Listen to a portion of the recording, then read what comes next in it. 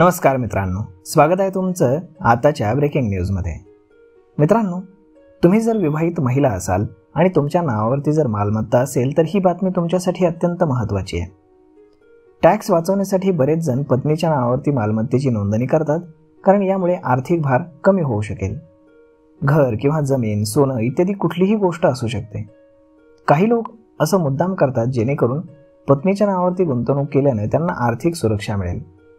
काही लोक गाडी खरेदी केली तर काही लोक त्यांच्या बायकोच्या नावावरती मालमत्ता खरेदी करतात।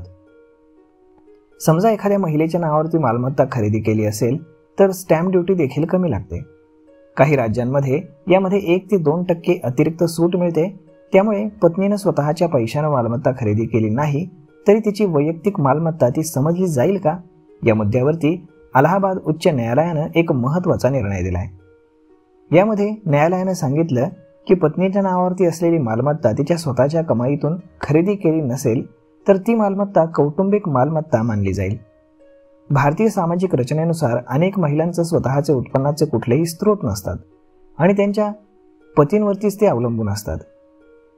न्यायालयाने म्हटलंय की पती त्याच्या उत्पन्नातून पत्नीच्या नावावरती मालमत्ता खरेदी करतो। कलम 114 नुसार पत्नीला स्वतःचे उत्पन्न असल्याचं सिद्ध करता आलं नाही तर तिच्या नावावरील मालमत्ता पतीच्या उत्पन्नातून मिळवलेली मानली जाईल। त्याचवेळी कुटुंबातील इतर सदस्यांनाही पत्नीच्या नावावरती असलेल्या मालमत्तेमध्ये अधिकार मिळतो। अशा स्थितीमध्ये पतीने पत्नीला मिळवलेली मालमत्ता विकण्याचा किंवा लिलाव करण्याचा किंवा दान करण्याचा कुठलाही अधिकार नाही। पतीच्या मृत्यूनंतर पत्नी यापैकी काहीही करू शकत नाही।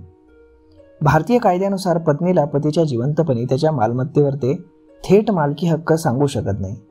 हिंदू उत्तराधिकारी कायदा 1956 नुसार पतीच्या मृत्यूनंतर पत्नीला मुलांइतकेच मालमत्तेवरती अधिकार असतात।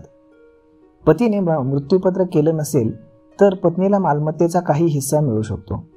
अशा स्थितीत पत्नी मालमत्ता विकू शकत नाही किंवा तिसऱ्या व्यक्तीला हस्तांतरित करू शकत नाही। अशा परिस्थितीमध्ये तुम्ही पत्नीच्या नावे मालमत्ता खरेदी करत असाल, तिचं स्वतःचं उत्पन्न जर नसेल तर भविष्यामध्ये तुमची मुलं आणि इतर वारस देखील त्या मालमत्तेवरती दावा करू शकतात। त्यामुळे पतीच्या नावावरती घर, फ्लॅट किंवा इतर प्रॉपर्टी जर खरेदी करत असाल तर योग्य कागदपत्र आणि मालकीची कागदपत्र असणं फार आवश्यक आहे। पत्नीच्या नावाने मालमत्ता खरेदी केल्यास मुद्रांक शुल्कामध्ये सूट मिळेल, परंतु पत्नीच्या नावावरती असेल याची कुठलीही हमी नाही। फक्त जर तिने स्वतः कमावलेली ती नसेल तर ती मालमत्ता कौटुंबिक मालमत्ताच मानली जाईल। तर मित्रांनो, अशा पद्धतीने जरी तुम्ही बायकोच्या नावे प्रॉपर्टी खरेदी केलेली असेल तरी सुद्धा त्याच्यामध्ये बऱ्याचशा अडचणी कायदेशीर असतात। तर मित्रांनो, हा व्हिडिओ, ही माहिती तुम्हाला कशी वाटली हे तुम्ही आम्हाला कमेंट करून नक्कीच सांगा। आणि जर आवडली असेल तर आपल्या जवळच्या मित्रमंडळींसोबत देखील हा व्हिडिओ तुम्ही शेअर करायला विसरू नका। धन्यवाद।